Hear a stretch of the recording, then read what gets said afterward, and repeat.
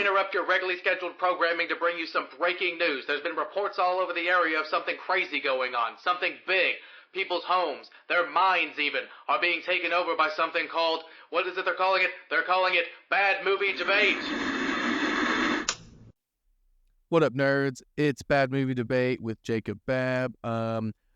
We got an interesting one. Obviously, it's spooky season, so we got to talk about some horror movies. Like a lot of horror movies, we're going to cover quite a bit today. Not a regular kind of debate episode. Kind of one of those like genre specific, like kind of overarching, what's the word, like kind of meta conversation about the genre, kind of a thing that we're going to do. We're going to talk about remakes and reboots in the horror franchise because that seems to be the franchise or the genre that gets rebooted and remade the most, and it's kind of weird, but we're gonna get into it. I have with me, of course, Tyler Eads, always here for the spooky season stuff. Say what up, bruh. What's up, everybody? Happy to be here. Thanks for having me, man. Always a pleasure, of course. We always get into the weeds, as it were. So yeah, I don't know. Like, I mean, just right off the bat, what do you like? I think that horror is remade more than any other genre because I feel bad saying this because I love horror so much. But it feels like it's the easiest one to do. Yeah. You know, like it seems like it's like the horror is the easiest one to like, well, we can just copy and paste this, or like, oh, we'll just modernize it and it'll be the same because the stories are quote unquote not very complex and like quote unquote don't mean anything at the end of the day and stuff. You just have to be able to scare people. Like that's my opinion on why it's the most rebooted, remade, like, oh, we're just gonna beat this dead horse into the ground genre out of anything. But like, what do you think about that? Yeah, so I think to build on that, I think it's also going to have a much lower barrier of entry as far as finances go. True. So an example that I just looked up when you posed this question was trying to think of another, non-horror movie that's been remade more than once, and that is A Star Is Born. Yes, we're on 3 now, I think. We're on 3, yeah, with the Bradley Cooper Gaga one, which incredible movie, by the way. But yeah, no, I mean, I'm not shitting on it, like by any no, way. for like, sure. Yeah, like yeah, that one hit pretty hard. That was pretty fucked. Yeah. So I was looking back, and I kind of negate my point with this because the 1954 version, I think, had like a $4 million budget, which in the 50s was insane. But that's insane. Yeah, Barbara Streisand Star Is Born in 1976 had a budget of about, I think, $6 million it was. And to compare, another movie that we will probably talk about that was made around that same time but remade, several decades later, is A Texas Chainsaw Massacre. So The Texas Chainsaw Massacre came out in 1974, 2 years before this version of A Star Is Born, and its budget was $140,000 in comparison to the $6 million that A Star Is Born was. Fast forward to 2003, the remake of Texas Chainsaw with Jessica Biel only had a budget of about $9.5 million, so only $3.5 more million than A Star Is Born almost 30 years before it. And then, I mean, which I'm sure we'll talk about this more later because I think this is the point of, why it gets remade so many times. On a $9.5 million budget, Texas Chainsaw in 2003 had a worldwide gross of $107 million. So you can start at that super low financial barrier of entry because, of what it takes to make a horror movie in a lot of aspects. And people will come and see it because horror movies have a special draw to them that something like A Star Is Born, without having, Bradley Cooper and Lady Gaga, may not. So I think that it's just a lot easier to turn a profit, long story short. Oh, no, 100%. I mean, and then think about like even like just like the inflation from that, like $4 million in the 50s to $6 million in the 70s is like, okay, it's already $2 million more, but then you adjust for 20 years of inflation, like that's insane. And then you go into the $9 million for the 2003, like $9 million, like, again, quote unquote, is like not a lot of money when you're making a feature movie in the 21st century. You know what I mean? That's a pretty cheap studio level movie and stuff. 100%. So I completely agree with that too. That I think it is cheap, it's easy, and people are gonna fucking go and see it. Like 100%. I rewatched the Friday the 13th little behind the curtains. Tyler and I have been very busy the past couple of weeks. Watching so many horror movies. October has been insane. Well, see, for me, I have not watched as many remakes as I wanted to, but I was able to. I've seen a lot of what we're going to talk about already, but I was like, Friday the 13th is the one that I want to rewatch because it's probably the one I haven't seen in the longest. And I forgot how dog shit it is, but we'll get to it. It was it's just like, but like I remember like when that Friday the 13th came out, I think it was 2009, like around there, I was super excited because I love the original, like first like 3 and stuff and everything, and I was like, and then you watch it and it's just so dog shit. And then like I've seen the Texas Chainsaw one, and it's just like I don't know, it's just like modernizing a lot of this stuff really bothers me too, because it's like it doesn't play as well sometimes, but also it's like, but they know people are gonna go fucking watch it. And like that's not to say it's not to say that there's like reboots and like there's some really good ones that we're gonna talk about, like and stuff, but like just like a general conversation about it, it's like I don't understand, or like I do understand rather that it's the easiest way to do it. It's so cost effective.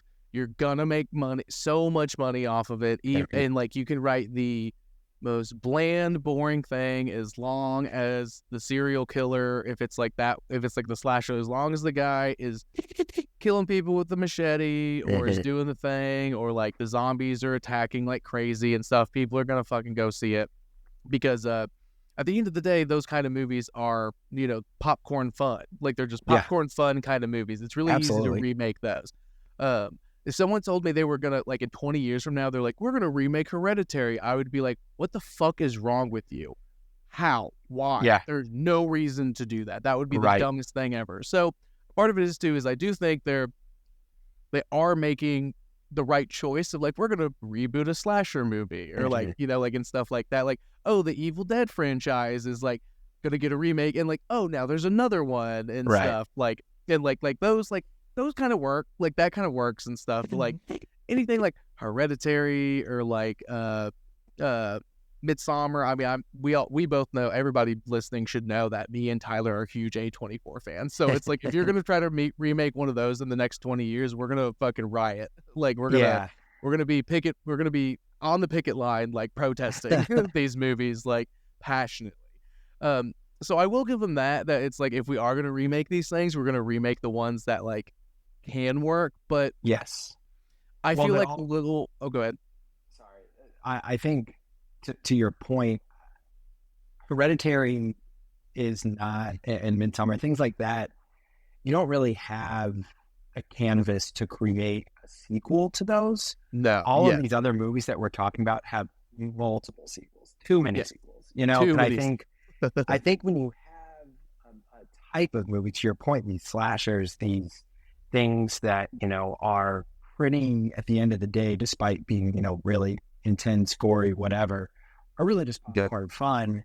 You know, you can make 1 million of them and have a similar experience every single time, regardless of how good or bad they are. And so I think movies that already have, you know, a retelling of that story, I think it's fine to remake those. But I mean, like, if you were to remake, even outside of like the horror genre, like something like freaking, I don't know, like Saving Private Ryan, or I don't know, something that's so like so singular, so separate. It just like you might as well just do a new movie at that point. You know what I mean? Exactly. I think you can make an argument to a lot of these remakes that you should have just done a different movie. That remaking it in the first place was a mistake. You might as well just done another sequel, you know, but we've already gotten there. We've already gotten there. That was one of my big things. It was like, why remake this movie? Why make another Jason Voorhees, Freddy Krueger kind of thing? Why not just like take those kind of like general concepts and tropes and then reapply them in a different manner that's like kind of telling the same story, but there's a little bit of different thing.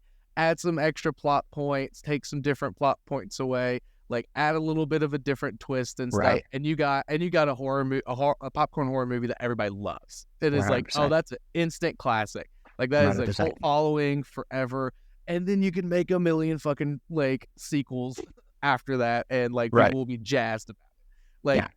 Like I like. Again, it's horror, so like I feel like this is an apt metaphor, but it's like I do think there is a problem with digging up the grave of these already said and done franchises and trying to force them back into the general zeitgeist and like the main consciousness of pop culture. When it's like it's just stuff like it's like we've been there, we've done that, we hit it. Yeah, let's move forward. Let's not like and again. Horror, it's the cheapest, it's the easiest, they're gonna make a bunch of money. At the end of the day, a lot of these major studios they're trying to make money, like obviously like that's what it is. And like so coming from it at more like a subjective point of view, it's like okay cool, but like I don't want to keep getting spoon-fed the same shit over and over again. Like the best horror movies that have come out in the past like 10 years now are the ones that are the most original and like tell a different kind of a story and do a different take on stuff. Like again A24 again, but like The Witch is a fantastic movie that uses the like witch horror thing, but it tells it in a much more visceral, deep, like subtle way than just like hackling on a broomstick and like doing and like putting kids in fucking bubbling cauldrons and like stuff like that, you know, like it makes it like, which I mean she does kind of like, you know, mash the baby up in a cauldron, but that's yeah, but like exactly, but like instead of it being like kind of like Disney-fied almost, where it's like kind of comical and stuff, it's fucking brutal, and it's like this is what this would actually look like. This is how this would actually go. Like that's one of the most shocking sequences in the last like 10 years. It's one of my absolute favorites. Quick story. Absolutely. It was one of those. That was one of those horror movies that it's a top 5 for me forever because Nick and I and whoever he was dating at the time, we tried to watch it in the middle of the day, which is like, come on, like mistake on like like in college, like after it kind of like got to like streaming or we could find it or whatever on the tiny TV we had at the time. Middle of the day, none of us were really paying attention. They speak in that like Middle English language, in the 1600s Puritan language and stuff, so it's really hard to fucking focus on it. And we were like, okay, whatever. And we kind of like gave up before we got to the end of it. And we were like, well, let's just do something else. We were like, oh, this is supposed to be good. And you know me, you remember me in college. I was super artsy fartsy about movies and was like, I'm only gonna watch the best quality movies. I was a real fucking douchebag about it. I'm not gonna lie. I've calmed down a lot, just so everybody knows. But like at the time, I was like, oh, well, it's October, so I need to watch horror movies. I'm gonna only watch the most fancy schmancy like frou-frou ones. So we went to watch it. Whatever. The next 2 weeks after we gave up on it, didn't even finish it because like we couldn't pay attention. I had certain scenes that I just kept seeing in my head as I was going to sleep. Yeah. And just could not get out of my head. And I was like, okay, fine. I just have to rewatch this. Like I'm gonna give it another shot. Everybody was gone. Like nobody was in the house. It was super late at night. I turned up all the lights and I just focused in on it. And I was like, this is one of the best horror movies I've ever fucking seen. Like, it's hard digression from what we were talking about, but like I just and like to this day, I don't think Nick has watched it all the way through, and he's like, nah, whatever. And I'm like, you don't understand, bro. Gotta watch it. You don't understand. Like, it's amazing. But back to our point we were talking about, like it like again, don't like you can tell these same stories and redress it in a way that people like. It's like you know, most people like will probably be like, oh, this is kind of just like this, but it's like, oh, but it's different. Which I think like the Terrifier series that everybody's really obsessed with. Is that's what they're doing right now. They have he's a fucking clown. We've already had clowns forever, like being scary and stuff. It's a slasher. There's a million slashers and Right. stuff out there and stuff. He's basically doing the same thing. The first movie is like hardly any fucking plot, and it's just like, if you come near him in his domain, in his area, he's gonna fucking kill you. And like, Right. and people are crazed for it. And apparently the second one already jumps the shark and gets into a weird thing. I haven't seen the second and third. Well, the third one's currently out. I haven't seen the second one, but like, apparently in the second one, there's like somebody at work was explaining to me yesterday, was like, yeah, like I watched the first and second one, and like the first one, whatever, like it was entertaining enough. And he's like, second one, they try to get a little more plot, and like there's like, they go to a different dimension or something, and I'm like, oh my god, they're already going to space. Like they're already to space. Jason X levels. Yeah, exactly. Like they're already doing that. I was like, all right. And then I've heard the third one, the new one that's currently like out, is like apparently pretty solid and stuff. Yeah. And like, even but Sean the day, Fennessy was talking about it on Twitter. Yeah, one of the Rewatchables guys. Yeah, exactly. And it's like, but like at the end of the day, that story is the same fucking slasher tropes and stuff like that, and like with even less plot, and probably even less to say than Halloween and Friday the 13th have to say. Yeah, like they have something to say at the end of the day, but people love it. Well, so I think that brings a secondary question to what we were asking at the very beginning. Why is horror constantly remade? I think we've answered that, but then my follow-up question is, okay, but why do they keep remaking them? And obviously it makes so much money. I think it makes so much money because you're taking that IP and you're telling, a lot of times to the story's detriment, the same story with a little tweak here and there. And I think between, like, we've talked about Texas Chainsaw, Friday the 13th, like between the early 2000s to like the late 2010s, you had a lot of these horror remakes. But I think with while that was very lucrative, none of them are super memorable.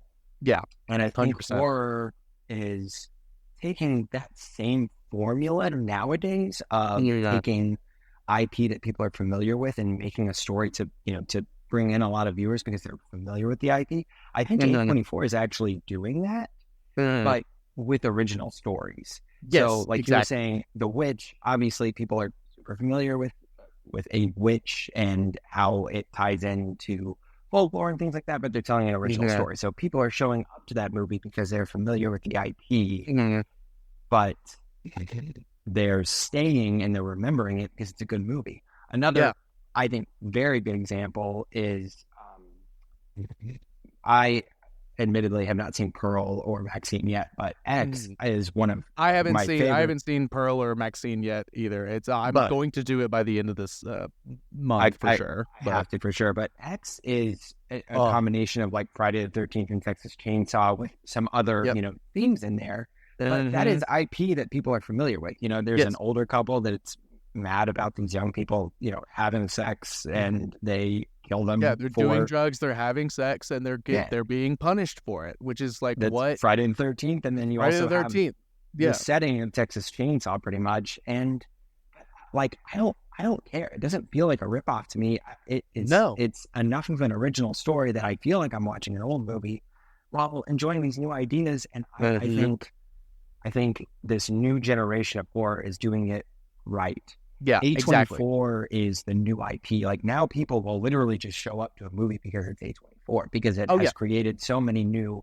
original stories that are familiar enough. And I think that, while it is not obviously a remake, I do think they are replicating that remake formula.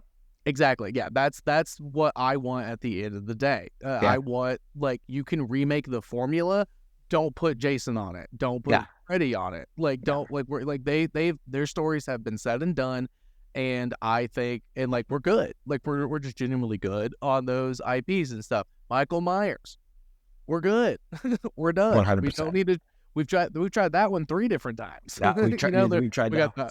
We got the OG. We got the OG ones. The first 2. I'll say the first 2 are the OG, and then I love Season of the Witch, but that's a whole different discussion. But then you bring Michael back, and so like that's the first time they tried to reboot it, and then you got Rob Zombie, and then you got the 2018 going, and stuff. You have and it's like 3 different regens of Halloween, and we're good. We're good. Like on my, I love Michael Myers, like love Halloween, but like we're set on it, and I think 100%. And so it's just very interesting because like I think what it is like, because it's one of those things too, because like in the like 2000s and stuff is when the people who were watching like the OG Texas Chainsaw Massacre and Halloween, Friday the 13th, like watching all those OG ones, and the horror of it is like, teens who are doing stuff they're not supposed to. They're having sex. Right. They're doing drugs. They're drinking. They don't care about school, and they get punished for it. You know what I mean? Like that was the thing, and that's what scared. Like it was like something that their parents were scared of. That if they do these things, they will die. And then you bring in the slasher who comes and kills them. The slasher, being metaphorically like the bad things that they are doing, catching up to them, kind of a thing. And then those people grow up, they have kids, and so it's the 2000s now. They have kids. They're scared of these things happening to their kids now. But instead of redoing it, like doing what A24 is doing now with the next generation that's come, it's they just like copy paste and try to like modernize it and tell the same story, but it just doesn't work. Because those kids probably had already seen those fucking movies, like when they were like 12 years old. It's like now, like now that you're a teen and stuff, it's like, oh, there's a new one out. Like I don't give a shit. You know what I mean? Like because like we're millennials, but like we're on the tail end of millennials. So like millennials, like right in the middle and stuff. Like they were like those movies were coming out. They were teens. Like that was targeted to like, this is what happens to you. And they're like, yeah, but I've seen the OG Texas Chainsaw, Friday the 13th, Halloween like a million times, and like yeah, it's scary, but like that message is not resonating with me and stuff. So that's why I like A24 and like other type of movies that are like telling the same kind of the with a different take, because it's like it is getting that message a little bit more through. I feel like the ones in 2000, like the Friday the 13th I watched last night and the Texas Chainsaw, like all of those, when those came out, they're not getting that message across because they're just trying to make it bloodier because like they can get away with more blood and stuff, like more visceral, like insane, like killing and stuff. And then they're like, yeah, they'll get it and stuff. Like I feel like the OG ones had a more pointed like point, like what I mean, like they were like, we want, like this is kind of what we're trying to like social commentary do and stuff. So it was like people will get the social commentary anyway. There's boobs, there's fucking more boobs and stuff. But she showed her boobs, so she's fucking dead, like and like all that stuff. It's very Cabin in the Woods, you know what I mean? Like that's why Cabin in the Woods came out in like 2012 2013, something like that. Like that came out because it, like, I genuinely think that movie was made to make fun of all of these remakes. Because absolutely. They were so obviously formulaic without like tweaking it that it was like there's a ritual to it and stuff, and like, but we gotta do it to save the world. I love Cabin in the Woods, by the way. That is a fucking great horror spoof in the best possible way. Arguably one of the most important horror spoofs ever. It's so fucking good. Well, very good. I might rewatch that in the next few days. I haven't seen that in a few years. It's so fucking good. But like I feel like that is like I don't want to just be like, go watch Cabin in the Woods and you'll get what we're trying to talk about. Okay, bye, turn off the podcast. Like we have more to talk about. But like you watch Cabin in the Woods. If you're trying to understand more what we're saying, that's a great way to do it in a really beautiful, fun way. It's weird. It's weird. And what's funny about that movie, because like that movie has Chris Hemsworth in it, right? And he was already Thor.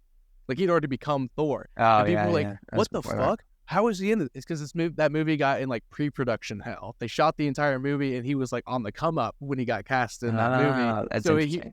so when they released it, it did really well because people were like, Chris Hemsworth is in this weird horror movie. Like, hell yeah, but Thor, like he's in there. Like, let's watch it and stuff. Honestly, why I watched it, because I was like, oh, that's crazy. He's in the middle of doing all this Marvel stuff, but now he's doing this on the side. It wasn't until after I saw it that I learned all that. But yeah, I just think it's so interesting, like that there was a like pause in the retelling of these stories, like with after this Cabin in the message. Woods. Yeah, I think I really think Cabin in the Woods was like, hey horror genre, like hey studios, you gotta change it up. We all know we're not scared anymore, and like it's not getting the message across.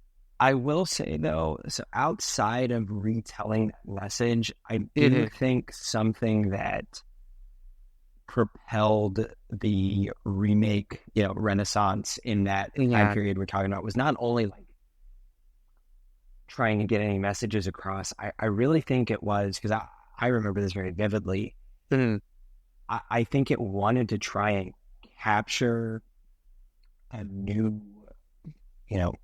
age group into these horror movies by just redoing movies that their parents had talked about. Like when Texas Chainsaw, because I would have been 8 when the Texas Chainsaw remake came out, so I certainly did not see it, but I remember seeing the trailers on cable television and being like, oh my god, like this looks like the scariest thing ever made. And then my parents would be like, oh yeah, I remember that when that movie came out, like that movie was insane, like it was so terrifying. I think it's trying to draw a new era of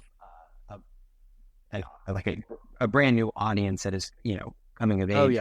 I think because in 2009 when that Friday the 13th remake came out, I think, because I hadn't seen any Friday the 13th at that point, so I just assumed all of them had Jason, because I thought it's for crazy. sure when I saw Friday the 13th for the first time, I was like, okay, well, where is he? Like I thought, where the fuck is he?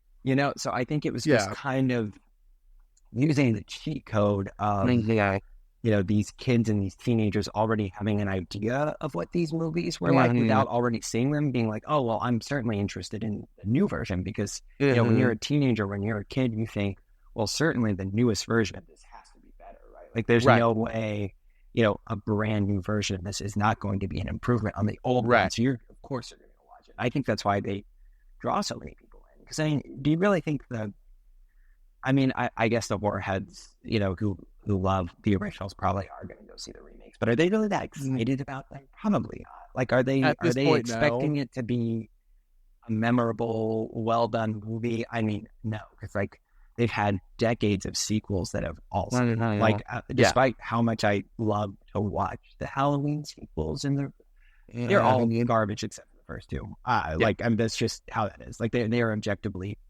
poorly made movies that I like for nostalgia's sake. I like watching all of them. I have the first 5 Halloween movies in 4K, Scream Factory edition, the best editions you can get. That's awesome. Because I just love it so much. But like, I only ever really watch 1 and 2. Yeah, and then I'll watch 3 every once in a while because like again. Maybe we could do that next year. Maybe we could talk about Season of the Witch next year. But I am a fucking huge defender of that movie. I'll watch that one like every once in a while, because I'm like, just the story behind this. It's one of those things. It's like, honestly, that may be one of the first examples of don't attach it to this franchise. If you release that movie as just Season of the Witch, it is a fantastic movie for the time it came out. And I will I will die on that fucking hill. Yeah, dude. but I mean, it got shit on because people were expecting Michael Myers. Like, where's Jason? Or where's Michael? Where's Michael? The entire time. Which is why they made such a big deal about him, coming back in the 4th one. And I think you had mentioned the 4th one earlier. I think that's really just an example of another. It's a reboot. Like it's kind of it is certainly marketed as a sequel, and it is kind of a sequel in the fact that it has that connective tissue with the little girl being the daughter of Lauren and all that. But that's it.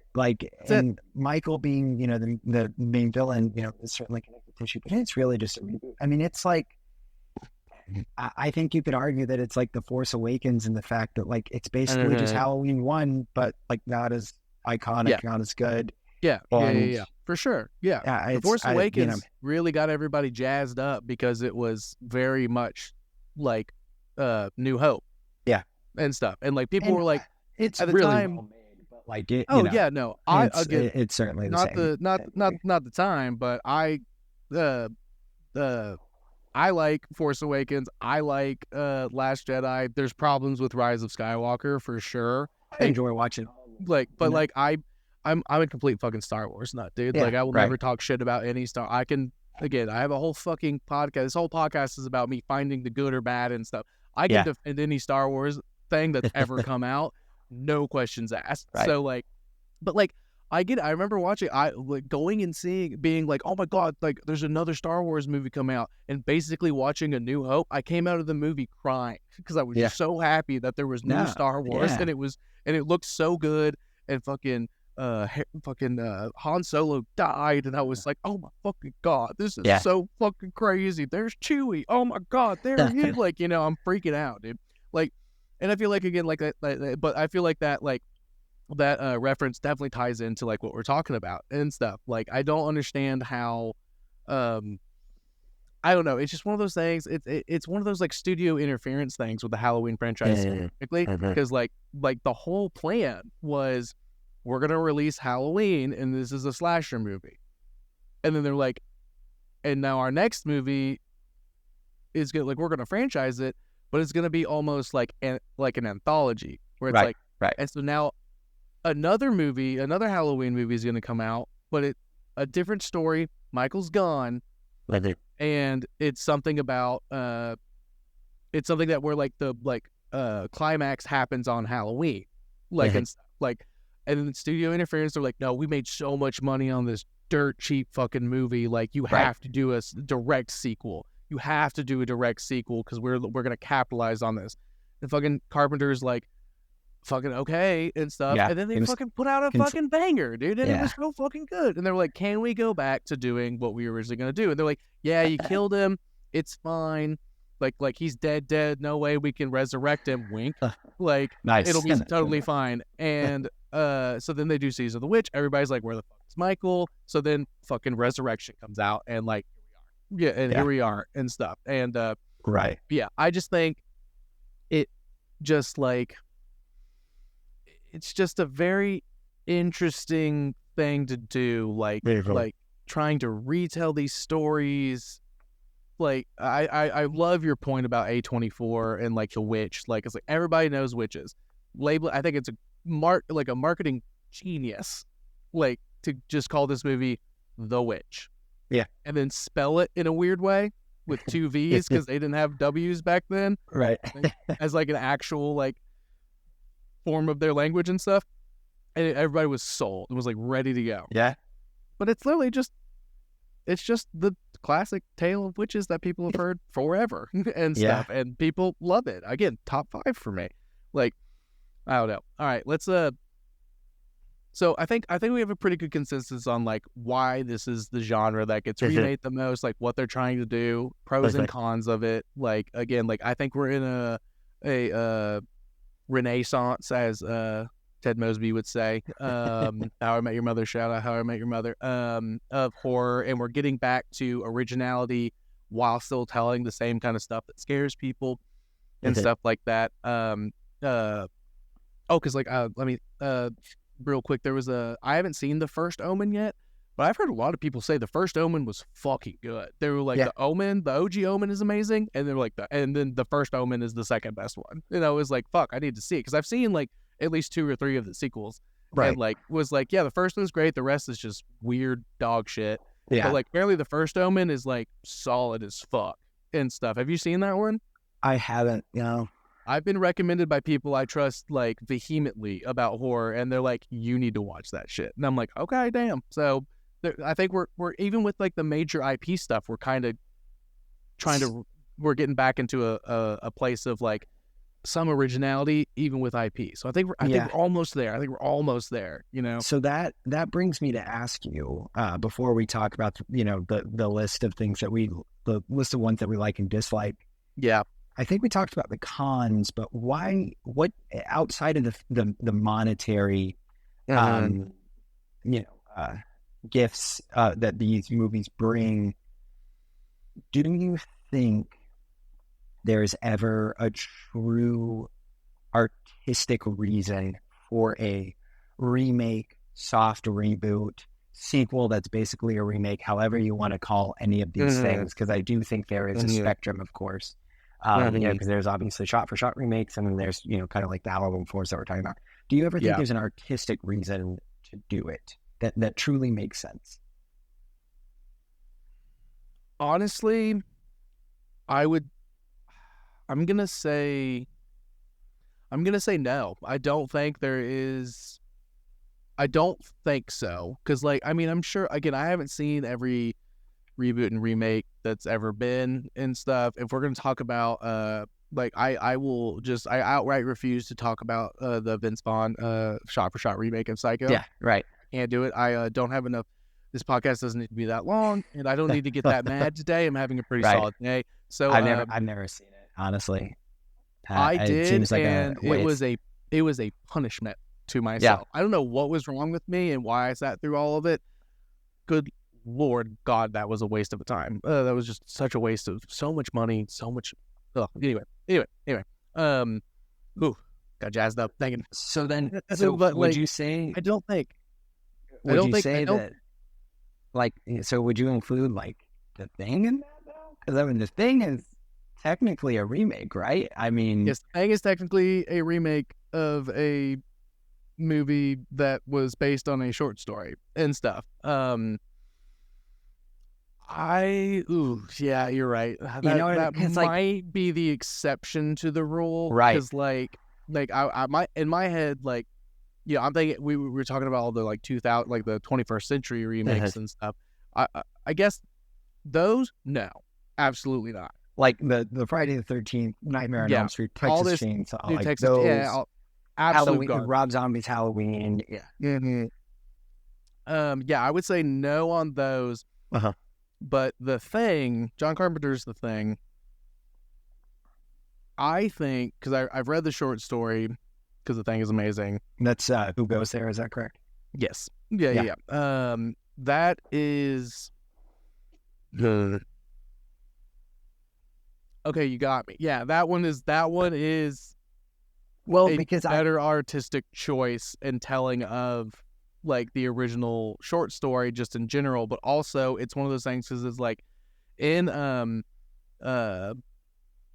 The Thing from Another World, the original one and stuff, which is amazing. You said you watched that. You stuck that one. I watched that literally right? this morning. Yeah, it's so fucking good, right? It's a really good I loved watch. It, dude. Fantastic. What was that, 54, 5, something like that? It was. It was black and white. It was definitely in the 50s. I can't remember early, exactly. What somewhere between 54 and 56 or something like that. That one is a lot of fun. And is a really good watch and has really good moments of oh, this is especially at the time in the 50s, that would have been fucking really scary. But I think one of my problems with that movie, and I think the exceptions to the rule that I was just so intensely saying is without sounding like a complete fuck, it's just it's weird saying this because I do think more women need to be in more movies and major roles and stuff. But that 50s one, they put women in that story because they wanted people to go see movies with attractive women. They put attractive, the 50s was definitely a time of we need attractive women in this movie so we can put butts in seats. That was one of the things they were doing. And stuff. they were very jokingly, but they referred to her as a pinup girl, even though she's a very, very intelligent character. Exactly. And that's the thing. Rough, exactly. So, but you get in but then you get into the Thing, the John Carpenter's The Thing, and there's no women involved and stuff. And I think that is, I don't know. There's a place for romance and stuff, and will they, won't they, kind of a storytelling. The Thing and stuff. Is not. Yeah, is not this shit fucking happening is not the goddamn place. Yeah. But then also, you got a lot of people who, if you look back at The Thing, they'd say it's because it's just men. It's unbeknownst to them at the time, it's allegorical for the AIDS crisis because it is just men and stuff, and they don't know who is who is the Thing and like stuff like Very that. interesting. And they literally do a blood test to figure out who it is. Yeah, that's a good point. I never thought about that. It's, Well, and I think that's not an original thought. I've definitely read that, like looking up stuff about the Thing, Fair just enough. like kind of learning theories and stuff. Like I don't remember who said it, but it was definitely not me. I'm not gonna take credit for that. But it's like it's great, but it is crazy, right? Like, and so I feel like that's a better story. Like, right. Like whether you think about the like AIDS crisis thing or not, it's just so interesting to see.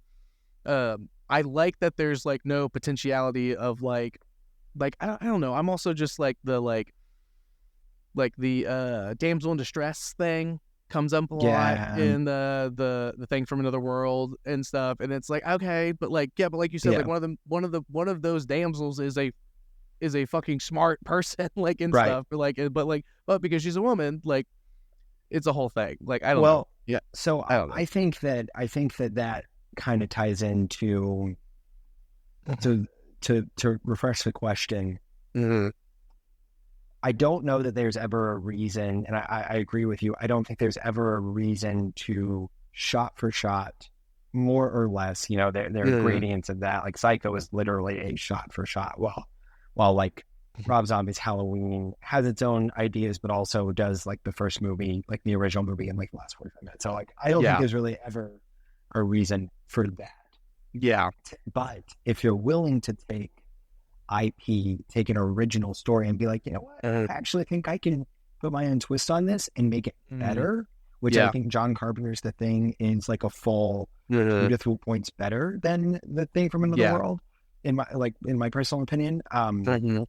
I think if you can do that, then absolutely go for it. Or if you think you can like put your own, you know, spin on it and tell a different perspective, even if it may not be better, it may be a different, you know, tonally or whatever, it may be a different movie.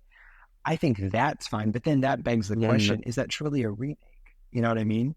Yeah. Like, so what is that? Because when I think remake, I also think of the stupid Friday the 13th Texas Chainsaw and Elm Street movies, you know? Exactly. Like, I feel like that, so semantically, like, I feel like it's like there's a different, so I feel like The Thing is a reboot. You know what I mean? Like, I feel like when it comes down to like the actual word of remake and reboot, it's like a reboot is we're going to take this existing IP and modernize it and make it in a different artistic way. Right. And then a remake is we're basically just going to slap something together. This is the Texas Chainsaw, Friday the 13th, like early aughts, mid aughts, late aughts, like kind of stuff. And I feel like that's kind of the big thing. Is like, I feel like The Thing from Another World is more about, I feel like it's like to get, because like a lot, you know, quick little rant, I feel like a lot of people think that like horror doesn't have anything to offer artistically and like in a way that's like meaningful and stuff, and like fuck that. Horror is super social commentary based. Absolutely. Get out. Look me in the face and tell me that horror doesn't do social commentary. Fucking get out. Like, all right, we're done talking. Like, that conversation's over. Right. Like, don't even start. I feel like The Thing from Another World is atomic age horror. You know what I mean? Like, that's atomic age. You got Invasion of the Body Snatchers in there, right? Like, which I'm going to talk about the remake of those, because those are older remakes too. The Invasion of the Body Snatchers. And then you got The Thing, which again is like again, that's kind of like it's a different story with a different message to tell, and it's completely like, different. It's so even it worked like not even doing the AIDS thing. It's Civil War. Like, well, or not Civil War. Sorry, Cold War. It's Cold War, like fear and stuff like that, and stuff, because it's, you know, Cold War was all like, who's a spy, who's the one that's gonna bring, like, who's like not on our side, like, and stuff. Like, there's a lot of Cold War like commentary like in there and stuff, and then you can like put the AIDS thing like kind of like after the fact. Well, and the villain's like just completely different too. I mean, it's an alien as well, but like it's not this physical Frankenstein-esque like alien monster that you have in The Thing from the Other World, which I thought I would not like the monster in The Thing from Another World, but That was actually really sick.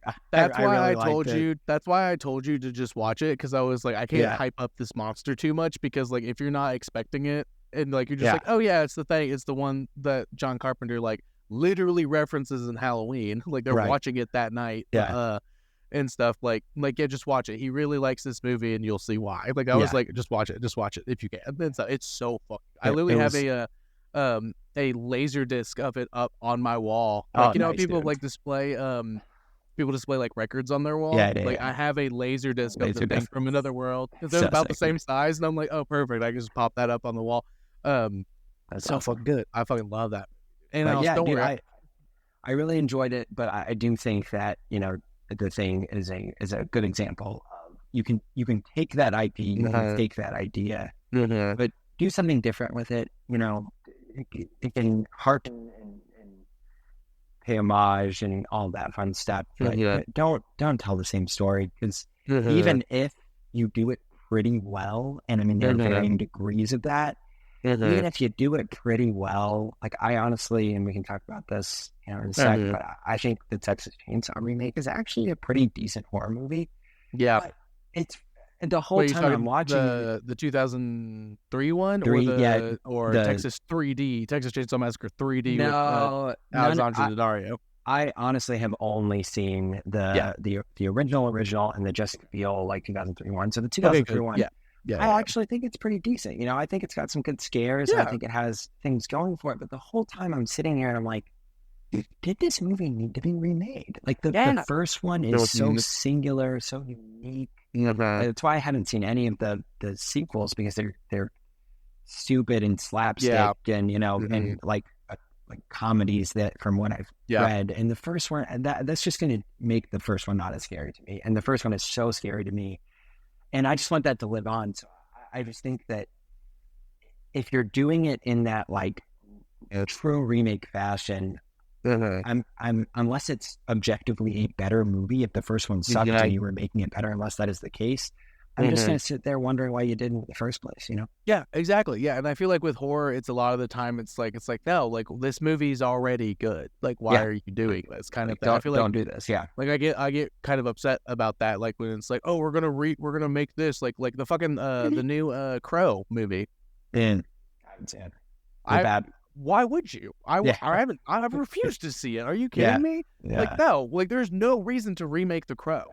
Like the sequels are bad, but like the first one is fucking awesome, dude. That movie's fucking awesome. No need to remake that. And then they did, and they even got fucking Bill Skarsgård to be like be the Crow, and like it's like, well, he's fucking good now. Like I refuse. Yeah, absolutely refuse. Audience and critic scores alike are like, fuck this. Why did this happen? This is not good. like kind of thing. It's just like, so unnecessary sometimes. And I think that a lot of the movies that we watched are pretty unnecessary.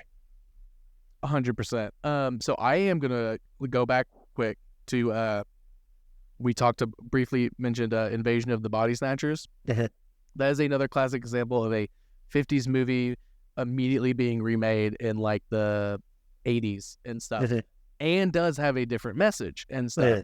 So the OG one was a atomic age, Cold War scare, you know, like and like kind of a thing, like the commies are coming kind of thing. Because like the thing from Another World is more about like Cold War, like is more like a nuclear reaction, kind of like akin to like Godzilla kind of a thing, like what happens with all this radiation kind of a thing, in my opinion.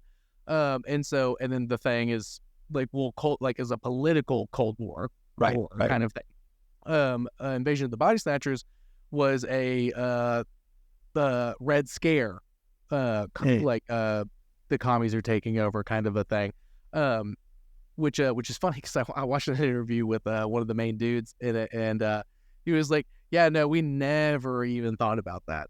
Like, we just thought this story was cool, like, and stuff. Never even thought about that. But, like, I love shit like that. But it does really fit well with what was going on. But accidental, beautiful social commentary is always a lot of fun. Yeah, I love stuff like that. Awesome. Man. It's great what audiences are willing to project onto things, but I feel like that just deepens, I think love and mystery for movies. Yeah, absolutely. And then You've got the 80s one, Jeff Goldblum, and I cannot remember the main dude's name. Holy shit. I'm going to get crucified for this. Oh my God. Hang tight. Fucking, it's been a while since I've seen it. So I'm working on it. Also, 1978. So this one was also Donald Sutherland. That's it. Donald. I know, we were literally just talking about but yeah, like that one.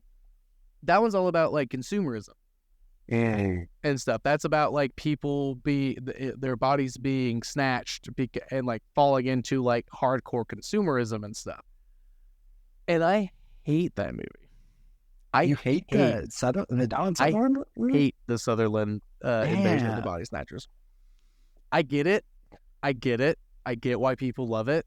The first time I tried to watch it, not even late at night, fell asleep. Was so fucking bored. Yeah, dude. Was so fucking bored. There's some great moments in it. That's one of those ones where like it's one of those ones where they're like, we can tell the same story but do a new social commentary on it. It's been 20 years on. Our visual effects are getting better, and like a lot of the like actual like people like in the pods like turning into the new people, being like changed into the new people, like looks really cool and like works really well and stuff. But I am just like, I don't care. Like, I don't know. I just like, I did not care as much as when I watched and I'm much more related to fucking the horrors of consumerism than I am to the horrors of the Cold War, you know? Like, right. I mean, like, there's obviously still Cold War still happening constantly, but like, but like that consumerism is very scary to me. Like, in a lot of different ways and stuff. But like, I'm just like, I don't know, man. I'm just not vibing. It just doesn't do it for me. And that's fair, man. Which is insane to a lot of people, I feel like. Like, I've told a few people about that, like at work and stuff, and I'm like, oh yeah, Invasion of the Body Snatchers, and I'm like, yeah, the OG one, right? And they're like, oh, like, no, the Southern one, and I'm like, eh. And they're yelling at me. And then I'm getting yelled at work for my opinion. Right. Like, yeah. And I'm like, okay, man, have you even seen it? And they're like, yeah, I've seen it. And I'm like, okay, well, I don't know what to tell you. Like, yeah. They don't always hit, you know, but I think that it is still, nonetheless, I mean, I one of those movies that it's certainly good that it exists and that they tried something new. I completely understand why that movie is a classic and why people love it, and like it is a very important movie. It's honestly, I'll have to do it again.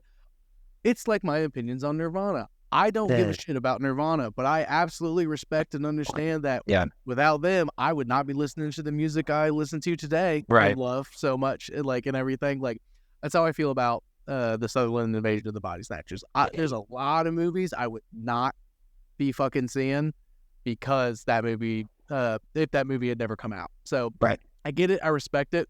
I do not watch it. I watch the OG one all the fucking time. Love that fucking movie. It just like I feel honestly maybe part of it is it's like watching a full feature Twilight Zone episode. That might be part of it because it is in black and white.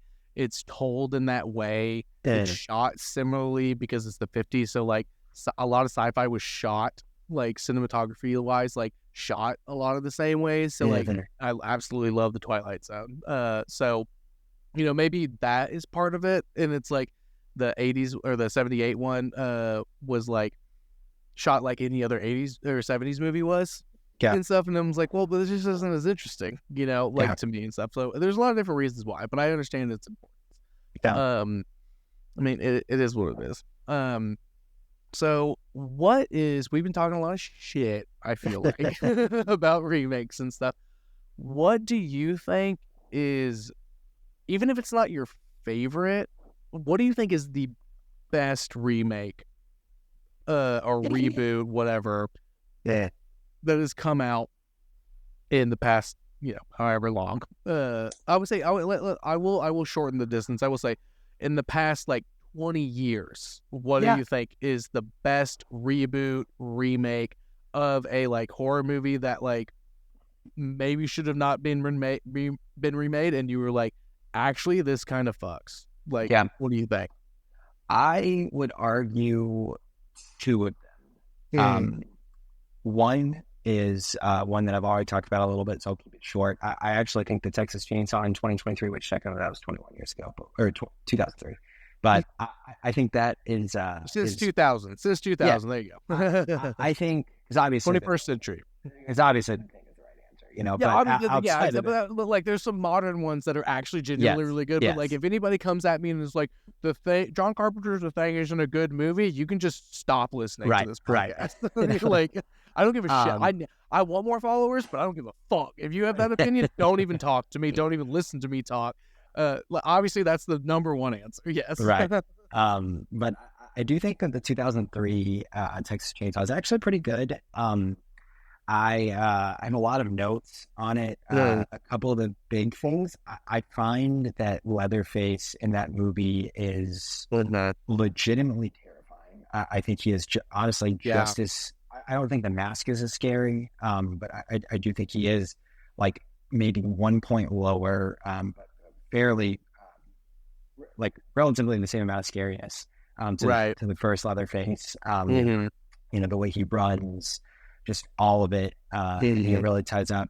I think that the setting is really good. I think the characters are actually really good. I did not expect to like Jessica Biel's performance. Yeah, it's insane. That one, I need to rewatch that one. It's been a long time. It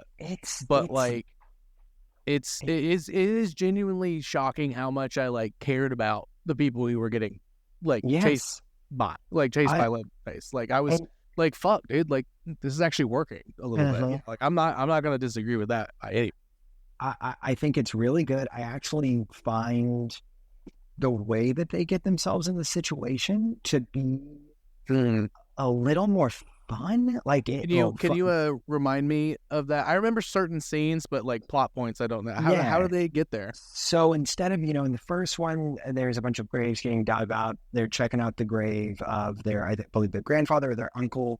And then they, run out of gas and they end up just hanging out at the place. And that's when they fall into the Leatherface situation. Right. And I mean, like that one is a lot, quicker cut, which I think makes it a more effective movie. But in this one, they're going to a Leonard Skinner concert. They pick up another hitchhiker, and then she shoots herself in the head in their van. And then it's holy shit, we need to figure this out. Yeah. And then they fall into the Leatherface trap. Yeah. I think that premise is actually really solid. Yeah, that's actually insane. Yeah, I'm seeing it in my head now that you're like, I don't know how the fuck I forgot about that. Like it's like, yeah, honestly, probably really blocked it out. Really good. And a couple of other things that I'll highlight that are different from the first one. When the cop, which is his name is escaping me right now, but it's the drill sergeant from Full Metal Kubrick. Full Metal Jacket. Yeah. There's it turns out he's kind of part of the Leatherface family, so he sees the answering his call about the suicide as a way to draw them into the trap. Right. But there's a scene where he finds marijuana in the car and is telling them all to get on the ground, and then makes one of the guys put the gun in his mouth to really make sure that a suicide. And honestly, dude, it has me on the edge of my seat. It's so well done. And it was in this moment, because some of the Leatherface stuff has already happened, but this police scene is happening right. So it's in this moment that I'm like, wait a minute, this doesn't need to be a remake. This could be its own movie, very similar to Green Room, where these people just find themselves in this messed up situation they can't get out of that involves murderous people. Green Room that's a perfect example of a Texas Chainsaw type movie that is so fucking good, but is basically the same fucking thing when you break it down to its core structure and stuff. Very similar. Green Room is fucking awesome. It's a like I think it's a 10 out of 10 movie, and It's I one of think those. that It's one of those like it's got the vibe of Texas Chainsaw, and I'm yeah, like, yeah, it yeah, does, and it's fucking yes, rad, dude. Yeah, and Green Room's awesome, dude. I Holy really shit, that's such a do good movie. think if this movie, even though I will say I think Leatherface is actually really good in this movie, I think the chainsaw sequences are really, really good. I think if this movie had just been its own thing about like the cop in this like backwoods area, like putting them into this situation that they can't get out of, and maybe there are some townspeople who end up, killing them or whatever. I think this would be a legitimately great movie. Yeah. But outside of it, not needing to exist, I do think that this movie falls into. I think we could say the same about Nightmare and Friday the 13th. This movie falls into some of the pitfalls of that early 2000s horror that I don't like. There's a lot of torture porn in this movie. Yeah. I am not into that level of horror. I think it's just annoying. You don't like just Hostel? gross. You don't like Hostel? Nah, dude. No, Hostel, yeah. It's a lot. The Saw sequels, I think they're all really bad. Yeah, And Saw this 1 is movie great. Everything else is just like garbage torture porn, in my opinion. Yeah, I'm with you on that for sure. And this movie is just so mean-spirited, like in not a realistic way. But I do think this movie is fairly effective. The other sequel that I do, or the other remake that I do think is really, really good, way better than Texas Chainsaw. One that I actually think is fantastic is the Evil Dead 2013 remake by Fede Alvarez. 100%. I think that movie is amazing. 100%, dude. That movie is insanely good. Because, like, don't get me wrong. Like, I mean, a couple years ago, you were on here. Like, we did a head-to-head, like, Halloween versus Evil Dead. Which one's the better horror one? And you made so many fucking good points about, like, the OG Evil Dead. It's so fucking simple in its horror in the best possible way, and then shit just goes crazy. And Evil Dead 2 is basically like honestly like kind of a remake of the first one. It's kind of the same story, but like I like Evil Dead 1 more because of its simplicity. Like and stuff. But that's one I will say is a reboot. Like that's a reboot. Like if we're gonna go back to the semantics of it. For sure, because it obviously takes, dude, it's so good, and it obviously takes a lot of the first movie. It's a very similar setting. You do have a couple of shots that they kind of redo. That you have the tree scene, which is less sexual in nature in the reboot than it is in the first Evil Dead, but still similar. And then you have the sequence. Where Mia's character in this movie, but I forget the name of the other character in the first one, but where she's like, her head's popping out of the basement floor. Yeah, that's almost a shot that's exactly the same. But outside of that, it's a completely different movie. Yeah. So I have to say I agree with you. I think it's a reboot. And actually, Fede Alvarez got in a tweet conversation. I think he retweeted something that basically confirms he actually views this as a sequel. Because, but that's the beauty of the Evil Dead universe. Yes, none of it. The timeline doesn't make sense. Like you said, Evil Dead 2 is kind of just Evil Dead 1, but without the whole gang, and it's more of like a comedy, and it's like it's almost like a Twilight Zone movie as well. I think where it's just like none of it really makes sense. It's all just kind of bending reality and going from there. So I think that this movie definitely benefits from the fact that you can do anything in the Evil Dead universe and nobody would blink an eye, Yeah, 100%. No, I totally agree, dude. That movie's so fucking good, dude. That movie's so fucking good. It's insane. Fantastic. It's insane how much I like that movie. Especially with like saying like the Friday the 13th in 2009 because that movie came out because the Evil Dead one came out in 2013. Right. It was like, I fucking love the fucking Evil Dead. I'm gonna fucking watch this. Like, even though I've been, fucking abused by these remakes, like and stuff, like very recently and stuff. Like, that one was. I'm so glad I watched that. So glad I actually sat down and watched that. It's okay. Yeah, it's ridiculous good. I think that the Evil Dead, in comparison to some of these other movies that we're talking about, even though it doesn't, I think this is an example of another reason that it may actually be necessary to do a remake or a reboot. Yes. Even though it is telling a very similar story, one of the main attractions of the original Evil Dead, Sam Raimi's Evil Dead, is that it is an effects and gore fest, right? Yeah. In 78, I believe, when the first one came out, you had a lot of limitations, and Sam Raimi did phenomenal with those limitations. But in 2013, you have an opportunity to do not exactly the same story, but go for that same effect and just do the effects better. And I do think that's a reason to remake something. You know, if you can take something and just, like you were saying, modernize it and make what made that movie good even better, go for it. And that's what he did here. And I think that absolutely it works. No doubt in my mind. I 100% agree. I have no fucking disagreement with that. Like it's ridiculously good. Like the effects are insane. The effects are insane. The story is actually really interesting. I cared about the characters and like especially the main character and like what was happening and stuff. Like so fucking good. Oh my god.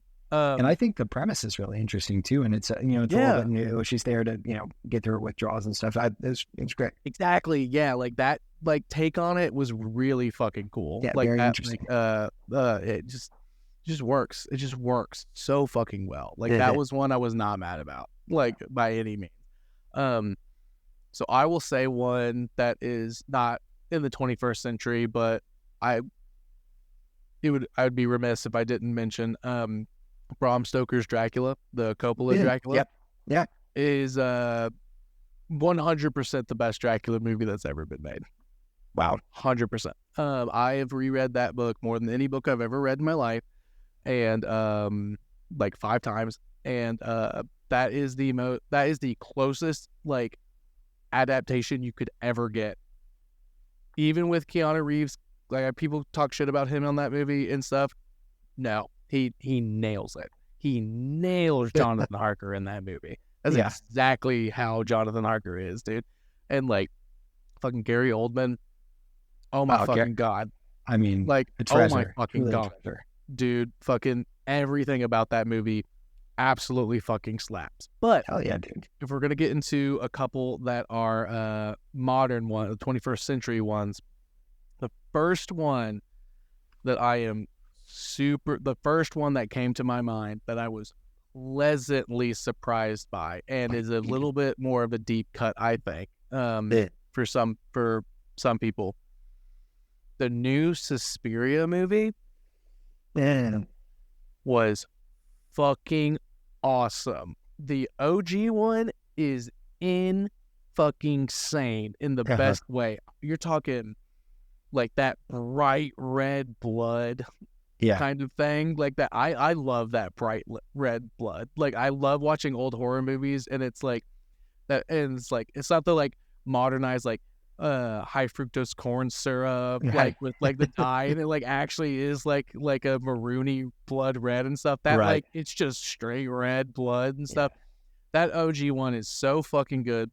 One of my favorite movies and stuff. But the new one, that the take on it, though, like they modernized it, and there's certain scenes in that movie that I was like, holy shit, this fits with what's happening in the story in such a way that is, and like it's approaching it like the like foreshadowing kind of element is approaching what is actually going on in this place in such a fucking awesome way.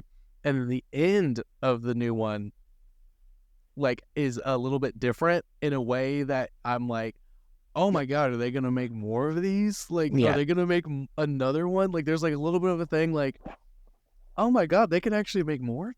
And so I'm glad that they haven't. You know, they obviously haven't, but like, because that was 2018 when that one came out, and it's 2 hours and 30 minutes long. And so the OG ones, it's back in the day, so it's barely even 2 80, hours. 80 minutes. Yeah, like 85 to 90 minutes tops, like kind of a thing. And it tells a story, but this one is a much slower approach. Like I feel like starting in 2015, 2014, even maybe, like people, like studios realize that audiences will sit in a theater for almost 3 hours, if not 3.5 hours, to watch something if it's good. Yeah. And I feel like they did a really good job with this one. It's just like the way the like, you've seen the OG one, right? Yes, it's been a really long time now. Have you seen this one? I haven't. You need to watch this one, dude. Yeah, I mean, I love Luca. Yeah, the director. So I mean, I'm very and that's the interested. crazy part, dude. He's the fucking director, so you know it's gonna be good. They gave him 2 hours and 30 minutes to tell this fucking insane story of a fucking American dancer going internationally to learn dance, and then spoiler alert, it's a fucking witch coven that she's wrapped up in. Tilda Swinton in this movie is fucking insane. She's incredible. It's just like she plays a dude. She plays an old man in this movie in a way that is so fucking awesome. Like it's so fucking good. And then like just like the way the narrative like plays out in this one, much slower burn, and like, but then there's like that again, that like foreshadowing. Like there's a certain scene, and you'll know it when you see it. I'll describe it just briefly, but they're like practicing their dance, and there's like a juxtaposition, like practicing the dance, some fucked up shit. Practicing dance, some fucked up shit. Like honestly, kind of like how like way back to the very first episode, Alien 3, where it's like the funeral rites, but it's like someone's dead, but then the birth of the not Dimmadog, but the like xenomorph dog like thing. Yeah. So very similar like that, where it's like these two things are happening, and one's like kind of normal, and then one's like just like what the fuck is like going on, like in a way that's like just like so unsettling.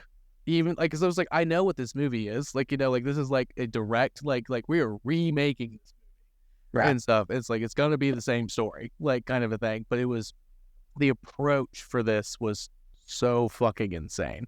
Like it just, I love this. I love the 2018 Suspiria. I think it absolutely fucking slaps.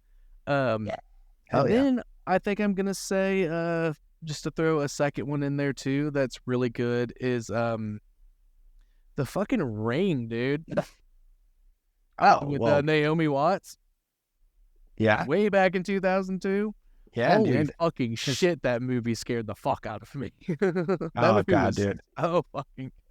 Yeah. I was definitely way too young to watch it when I watched it for the first time. I think we all were, dude. I think we all were. That was one of those movies that, you know, you just like, you rented it from Blockbuster on a night where you know, when your friend was staying over, and it was like PG-13, so your parents were like, yeah, it'll be fine. And it's not fine, dude. It's absolutely terrifying. And absolute I think fucking nightmare. That is a really interesting, I think that especially at that time, to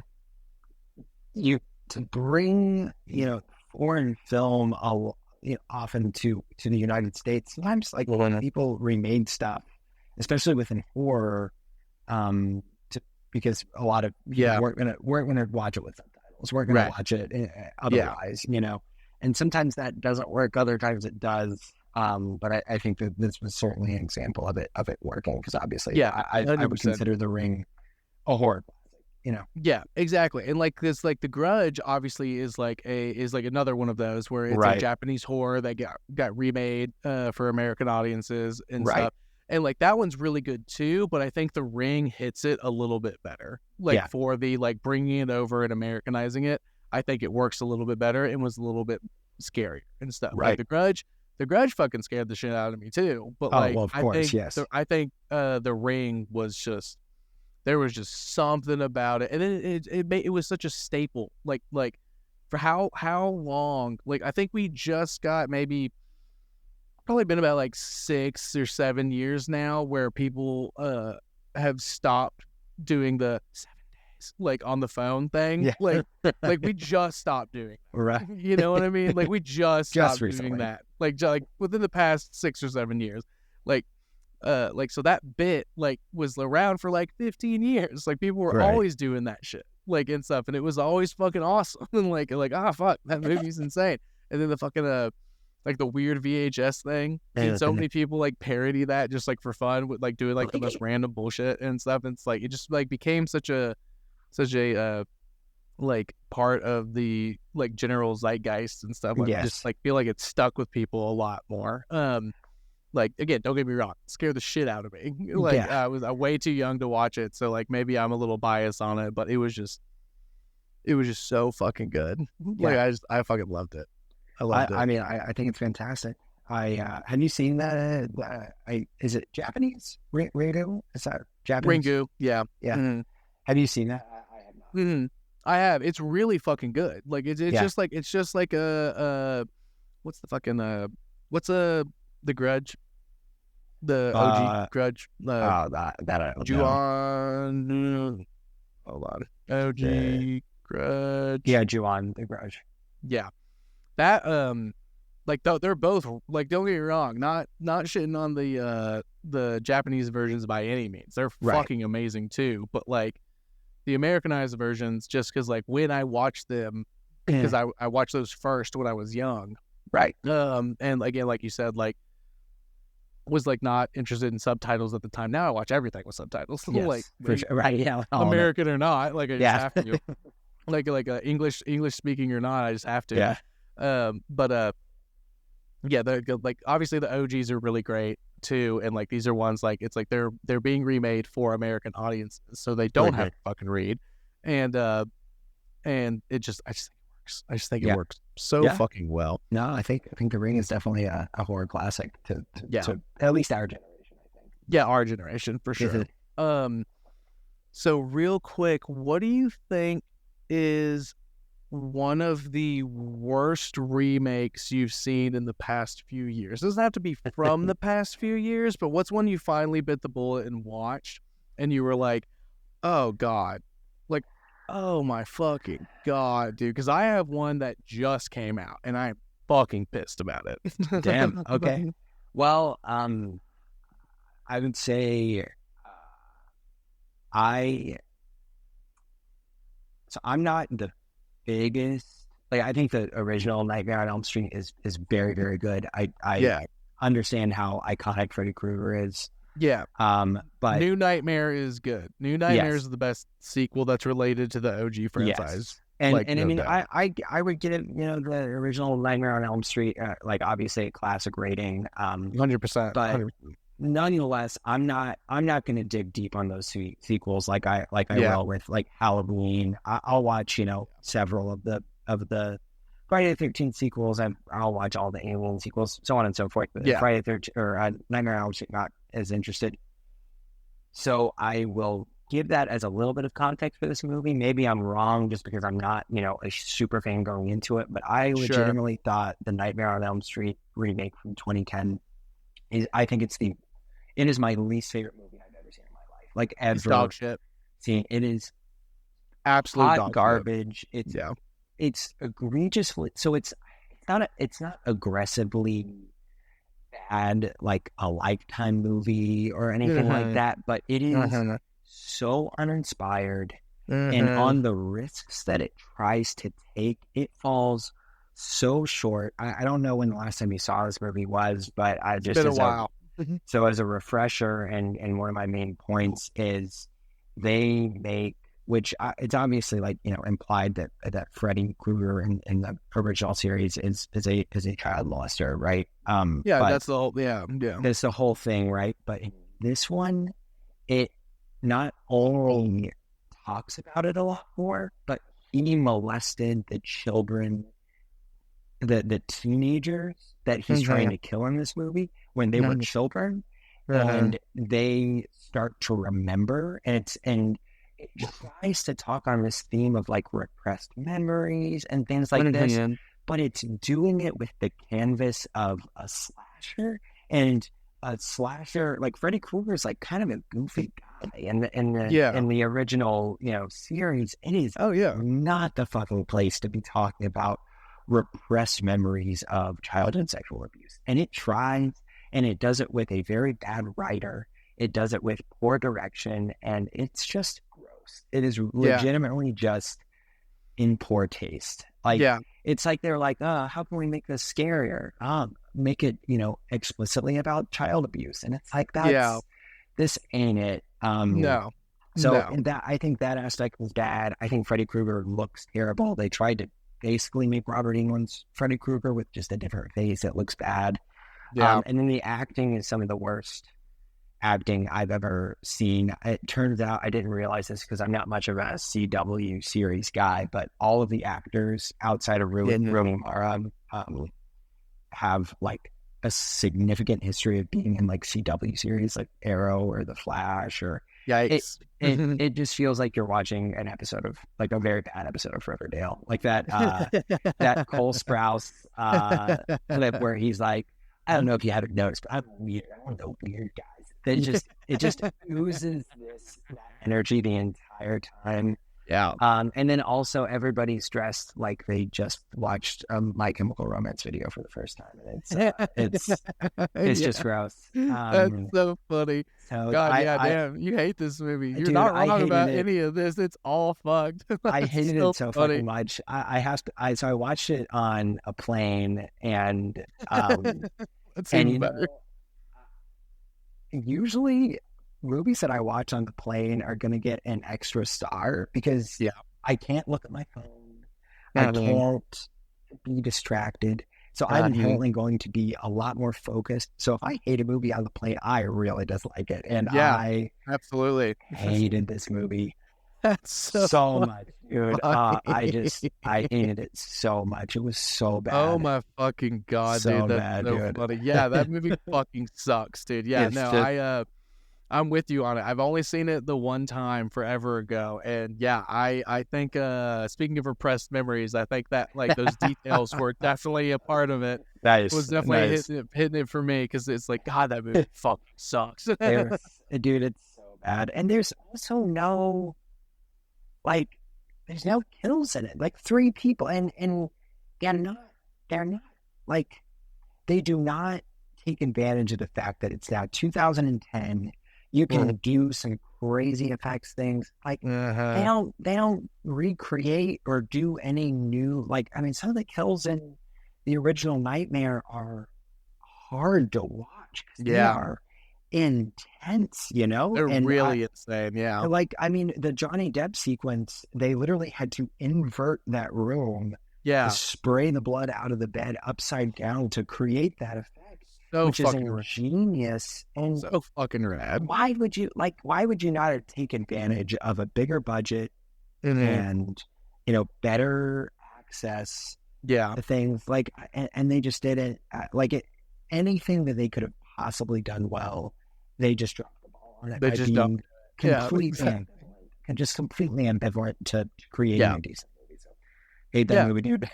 Yeah, no, fuck that movie, dude. I'm with you. I have nothing else to say about it. It's terrible. It's so bad, dude. You know what? It's so fucking bad. Oh my fucking God, it's so bad.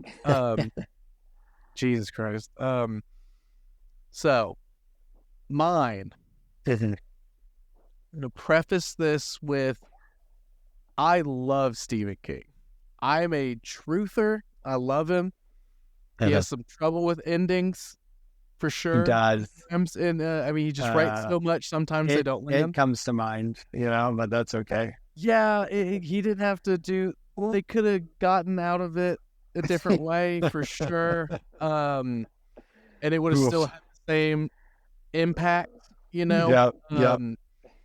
But being a huge Dracula fan, my favorite book of all time by Stephen King is Salem's Lot. Oh no, dude. And the Salem's Lot, the OG 3-hour Salem's Lot is a lot of fucking fun. It's just good fun. It's very similar to the OG like 2-part like made for TV thing. This one was also made for TV. The OG Salem's Lot, and like they're just fun. There's something nostalgic about it, and just like they just go for it. And this new Salem's Lot that came out less than a month ago is so offensive to the original story that I was so fucking mad at this fucking this movie absolutely grind my gears in the fucking worst possible way. Like, it's Stephen King, so he's gonna get everything he's ever done eventually is gonna be made into some kind of a movie, for sure, something like that.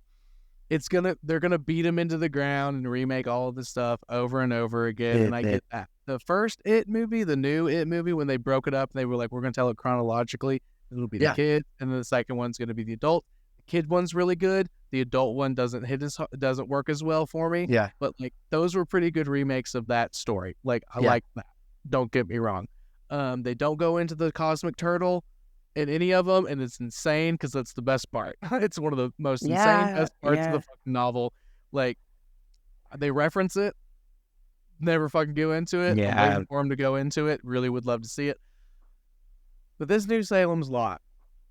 So, my biggest issue... Oh, let's start with my most generic surface level issue. In it. So they go for, say, the vampire in this fucking movie, in this story, is supposed to be a Nosferatu-esque vampire. And so, like, bald head, pointy ears, big, very big rabbit fang teeth and stuff. Is kind of, that's what they do in the, it's how he's described in the book, with some liberties taken because they're, visualizing it. And then in the OG movie, they do that and they nail it. Looks like a great Nosferatu kind of a thing. And all practical makeup and effects. And this fucking new one, this motherfucker is CGI. His face at least is fucking CGI for one goddamn shot. It's all they leave him like that the entire goddamn movie because of one shot, and it would have been so obvious that it was CGI and not practical makeup and stuff for one fucking shot, which is cool. It's cool. He's in the middle of biting someone and like sucking their blood, and someone brings a crucifix up to try to stop him, and it makes the veins in his head like bulge, and you can like see the blood going through his head and stuff, and it like that part is like, it's cool. Like, I get like why they wanted to do that shot, but the whole rest of the time that he's around does not need to be fucking CGI, dude. In What We Do in the Shadows, the movie, Peter, their roommate that lives in the basement, the Nosferatu, like, he looks better than this max budgeted, like fucking HBO Max studio budget. And fucking What We Do in the Shadows was an independent fucking movie from like 2012, right? Yeah, I mean, it's from like almost over 10 years ago, right? And he looks so fucking good. He looks amazing. Peter looks amazing in that movie, like the costuming and the hair and makeup and stuff. This motherfucker is a goddamn computer program. Like, he's a goddamn, like, it makes me, he's a fucking effect. Like he is a fucking CGI fucking thing, and it's just, it's honestly, like, insulting. Like, it's kind of insulting. I think they just know that they can get away with it if they make a movie that people will come to see anyways. But I think when people are reminiscing about movies, they will always remember practical effects over CGI. Every single time. And certainly there are things you cannot do with practical effects. There is absolutely a need for CGI. I think, the Marvel movies, I think if, when you're making a movie that is as important to for culture and to audiences as something like Endgame, I understand you have to, that's a CGI'd out movie, but it works because of its content, right? Yeah. But then you move a little further and you get into like the new Doctor Strange movie, the Ant-Man movie, And it's like, what is this shit? And it just shows that you have to make a banger of a movie if it's going to be CGI'd out. You have to make a movie that people are going to love for various reasons. Otherwise, the CGI is going to be so distracting that nobody's going to remember anything else. That's why just do practical effects. Just do practical effects, man. It's do practical effects. You ever seen your movie? Go ahead. Go ahead. I'm sorry. No, you go ahead. I was going to say, then if your movie sucks, but the practical effects are good, like I would say, I think a lot of the Friday the 13th entries kind of suck, but like the practical effect gore, it works. And that's what you remember. You know, it looks great. It's awesome. That's why people fucking watch that movies. Yeah. Those movies, like that's why they did that. I was just gonna say like, Guillermo del Toro, Crimson Peak. Yeah, all practical effects except for a couple of like spooky things. Other than that, all practical effects. Fucking beautiful movie. Yeah, fucking beautiful movie. Not nearly one of his best movies ever. Right. But fucking amazing because of the practical effects and the acting in it and stuff. Like got what's his name? Tom Hiddleston in it. Like he's fucking amazing, and like it was such a perfect gothic tale and stuff. So I'll say like this: Guillermo del Toro doesn't make bad movies, but like he's got better ones. You know what I mean? Like relative to his other ones, this isn't his best, but like all practical effects except for a couple of spooky little things and stuff, and it's so subtle and it works. This one, this whole fucking guy's face. Everything about him. Every time you see him, he's fucking. It's never gonna work. And it fucking it's just never gonna work. I don't get it. I don't get why studios. I mean, I do think CGI is less work. Obviously, it's less work. It's less money, and that's probably why they do it. But you would think. I mean, HBO is typically pretty consistently putting out stuff that everybody has an attract. Like even. I'm not really interested in watching the Penguin series, to be honest with you, just because I'm just not into it. But I'll binge watch it all at once when it comes all done, kind of a thing. But like, I'm not keeping up. But people love it, dude. People love it, and I mean, it was a pretty low screen time villain. Robert Pattinson's Batman. And, I have heard a lot of people say that it's basically The Sopranos, but it's in DC and like in the DC universe, and I was like, well, I mean, that's interesting. Like that, I mean, okay, I'm into it, but you can confidently compare it to The Sopranos. Like, okay, like that. Well, that's not bad. Like so. Well, and so I mean, like if you're churning out like Batman side villains, but it's the freaking Sopranos. Like, how can you not when you're taking such a beloved Stephen King IP? How do you not just go all out and make it awesome? It is, and like what's crazy is it's like my only defense I could argue for them is that it was not a theatrical release. It was only on HBO. Like it was like you know what I mean? And like that's my only thing is like so they did have a smaller budget, like obviously millions of dollars of budget, but like still like it's a noticeably less amount of money to be able to like spend on that and stuff. But like they didn't spend that money on fucking not to say the acting was bad, the acting was fine. They did fine with what they were given and stuff, but like there's not really any major named people in it. There's not like E-list celebrities in this movie. So the money didn't go there. Right. You know what I mean? So like it's like you had room to work with it. And like I'll say like in defense of it, just to like argue some stuff, like they do a really good job with the do you know Salem's Lot? Do you know that story? Have you seen or read it? The OG one or read it? No, I haven't actually. So it's a vampire story, like obviously, but right. There's scenes where like people are like slowly turning into like vampires and stuff, and it's like one kid gets turned into a vampire, and then there's like a main kid with all Stephen King. There's like a main kid, protagonist and or main character, and it's like one of his friends is like missing, and he gets turned into a vampire, and then it's like he's like on the second floor, and like. The kid like comes knocking on the window being like, let me in and stuff. And it's like great scene in the book. It's super great in the first one. And they did a really good job with those kind of scenes with like a floating, like really like creepy looking kid being like, open the window, let me in. I'm okay. Like I need to come in and like trying to convince him. Cause you know, the vampire thing of like, they have to be invited into a space and stuff like, they do a really good job with like those kind of scenes and stuff. Yeah.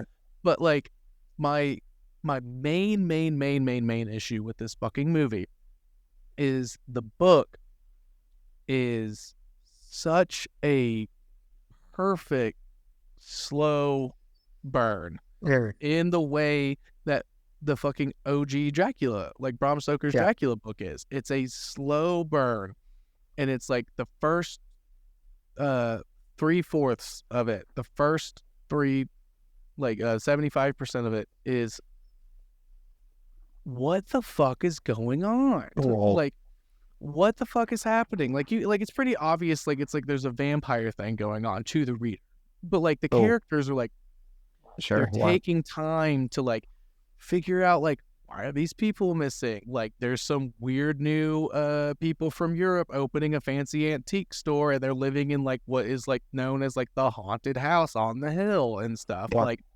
And stuff, but like, it's like, is it like, but they're not like definitively like, oh yeah, they're vampires. Like 100%, that's what this is. Game over. Let's go.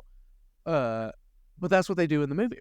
The movie is literally the first chance a character gets to even consider that it might be vampires. He immediately knows it's vampires, and within the first 25% of the movie, and the rest is vampire shit going crazy. There's literally like, it's so like in the novel, it's like this person goes missing.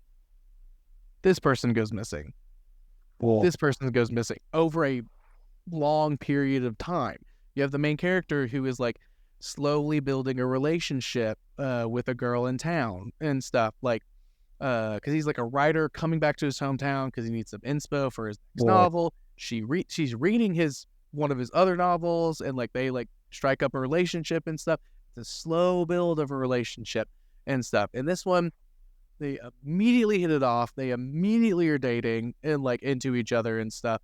And this first chance somebody who like English teacher of the high school interacts with someone who's been turned into a vampire, he instantly turns into Dr. Van Helsing and knows everything there ever is been about vampires, and like this is 100% what's happening. No questions asked. There's literally a moment. It's been like 2 or 3 days in the movie, and this is something the book is like months long.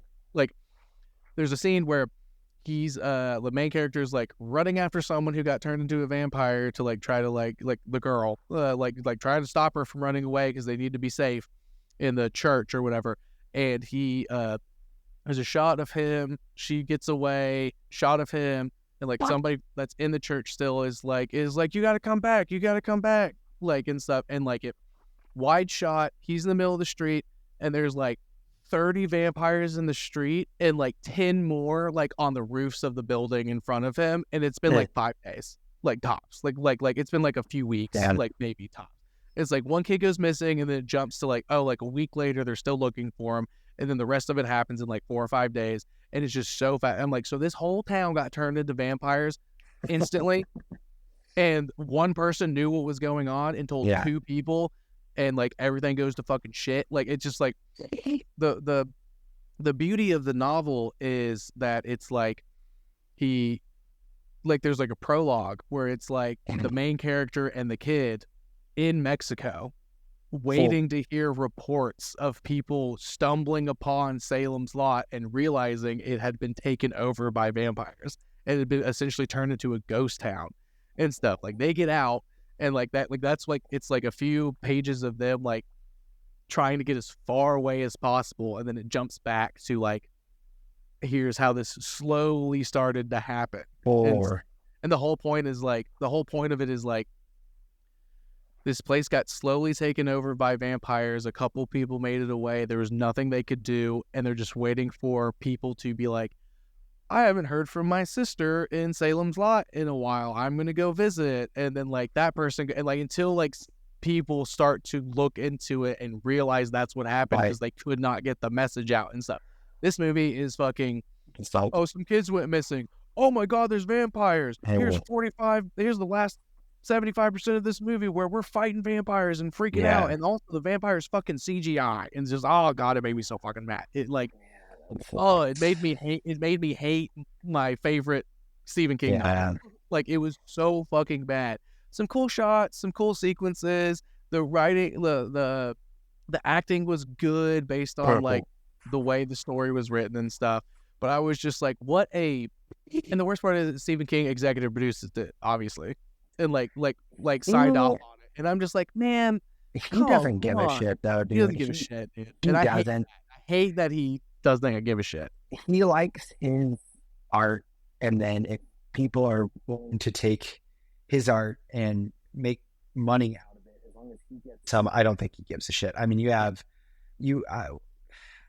dude, I even think Chapter 2 is aggressively bad. I think the first one's decent. I think in Chapter 2, the most offensive thing they do is they cast fucking Jessica Chastain as adult Bev and make her a whiny little fucking damsel in distress when she is a fucking badass as an adult in the movies or in the book. She's fucking awesome in the book. Oh yeah, dude. I mean, I and they just make her a whiny little, oh no, win. Like, oh, I'm so scared, save me. Like, and stuff. Like, no. She literally beats the shit out of her abusive husbands and runs away, and it's fucking like, hell yeah, dude, let's fucking go. That part of the book is so good. But I think that I just don't think he cares all that much about how his movies turn out. He probably like dates back to when Kubrick made The Shining. Yeah, The Shining. He didn't like it, and everybody loved it. And he was probably at that point just like, who gives a shit? Well, then he went on to make a made-for-TV movie that Stephen King's The Shining, which he thought was a more accurate depiction of the story he was trying to tell, which is dog shit. It's not good. Yeah. Like his vision for I just think his movie vision is not very good. Yeah. So I mean but that's a bummer, man. I hate when I think that we love gets torn apart, and honestly, it happens a lot. Yeah, it does. It's it fucking sucks. It fucking sucks, but yeah, I mean, at the end of the day, I think we've had a lovely conversation about horror reboots and horror remakes, and the pros and cons. We've talked about some really good ones. Yeah, obviously some really bad ones, but I think I like our main thesis. I think of why it happens from a like studio financial reason, and like why it happens because it just makes you can do better things with stuff when you have like a different version of the story to tell and stuff like that. So I think we've answered the like kind of like central question of this whole episode of why is horror the most remade genre in the movie world. Best case scenario, you make a lot of money and you make something that's artistically better than the original. Worst case scenario, you make a lot of money and then those really to a studio. Yeah, there's no harm, no foul. No harm. I mean, I think there are only a handful of remakes that did not make a ton of money. Most of them make even that aggressively bad Nightmare on Elm Street. It made a lot of money. Yeah, exactly. And that is your least favorite movie of all time. Like, and rightfully so. I feel that. I feel that. Well, yeah, man. I appreciate you jumping on and doing a deep dive into not even just a bunch of specific horror, like meta conversation about horror, because it's just like it is just such an interesting genre that like the big wigs, quote unquote, don't take super seriously all the time and stuff. But there's a lot. They love making money off of it. They do. Get Out was nominated for Best Picture as a comedy because it was kind of funny sometimes. Like it was. They labeled it as a comedy. I did not know that, they could dude. like quote unquote have permission to nominate it for Best Picture because they understood how important it was and how it was like such a perfect social commentary and everything, like, and how just amazing it was made and stuff. If you watch when they were doing the Oscars and stuff, like they'll put up like sometimes they'll put up like in parentheses like what genre it's labeled as. That one was comedy. Wow. Like if you look at like the list when they do the noms and stuff, it'll be like like this movie, like Saving Private Ryan, drama, like Dune, like sci-fi, Get Out, comedy. Because Jordan Peele made it, And it was so obviously it was really fucking funny at times. Absolutely not a fucking comedy movie. Like, and everyone knows it. But everybody was so excited that it was getting some recognition, but they wouldn't officially say it. And like, but they love the money that they get from it. You know, like, so it's insane. It's a very weird thing. But that's a whole different conversation at this point. But yeah, I think we did a good job. I loved it. I had a great time talking about it. I had a great time, man. It was awesome. Oh yeah, man.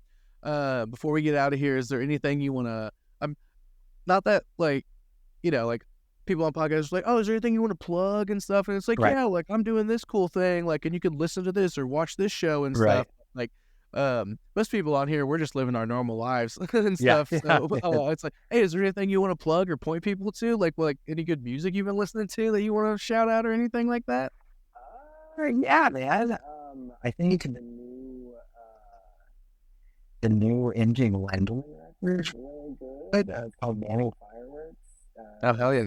It's pretty sick. And then I think my favorite record of the year thus far is the new Rule Dead album. It's called Eels. It's a bop. Yeah, dude. This is some all right, you heard it here first. Listen to those fucking records, dude. That's Tyler took his plug time to plug these fucking dope records, dude. Hey, that's great. When I asked Asia when she was on a few months ago, it was like, what do you want to plug? And she was like, you have to, like, everybody needs to stop what they're doing and pay attention to the Drake Kendrick beef. It's the most important thing happening right now. Yeah, dude, it really was. I was like, that's like, all right, yeah. Like, it was an iconic moment. That shit was great. But yeah, all right, man. Well, I appreciate you coming on. Good times as always. Of course. Now I gotta plug my social media and all that stupid shit. So follow on Instagram at Bad Movie Debate, all one word, all lowercase. Follow on TikTok. I'm back on TikTok. They haven't kicked me off yet. Like the first time I tried. And that's at Bad Movie Debate Pod. Excited to make a new name. That one's, it's the whole thing, Bad Movie Debate, but just with pod at the end, all one word, all lowercase. Got a lot of fun stuff coming in the future. Gonna be working on some stuff in the background. Probably gonna hopefully be getting video episodes done soon. And gonna have some video episodes, so that'll be fun. So yeah, follow me on there for updates on that. And happy Halloween, dude. Like, it's fucking we're really close. We're literally a week away. Like, we're a week away from Halloween as we record this right now. And it does not feel like it, which sucks. Dude. Like, it fucking sucks. Like, it's a little too warm out there to feel like Halloween, I must admit. Yeah. Hoping it cools down this week. The leaves are finally changing. So. Yeah, the leaves are changing at least. So like, it gives the aesthetic at least. So it'll be fine. Well, all right. Thanks again, man. Appreciate you. Of course. All right. Peace.